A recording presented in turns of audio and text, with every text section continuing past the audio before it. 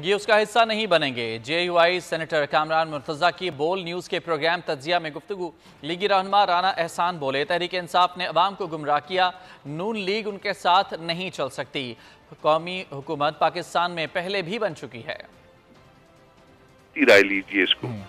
मगर अगर इस तरह की हुकूमत होगी तो उसमें हम हिस्सेदार हो सकते हैं, मगर अगर वो कौमी हुकूमत हो जिसमें आप कहें कि पीटीआई भी शामिल हो जाए, जिसमें और भी ऐसी गवर्नमेंट जिनके साथ हमारे नजरियात नहीं मिलते, तो फिर हम जो है ना बाहर रहना ज्यादा पसंद करेंगे। वो जो कह रहे हैं, दोस्त कह रहे हैं कि अपोजिशन भी होनी चाहिए, तो फिर हम अपोजिशन का किरदार अदा करना ज्यादा मुनासिब समझे। अच्छा, मैं समझता हूं कि पीटीआई के साथ जब तक इन जो अवाम को उन्होंने गुमराह किया, उन चीजों को जब तक वो करेक्ट नहीं करते, उसकी रिस्पॉन्सिबिलिटी नहीं लेते, मैं नहीं समझता ये कि पीएमएलएन उनके साथ चल पाएगी, क्योंकि ये इसने डैमेज किया पाकिस्तान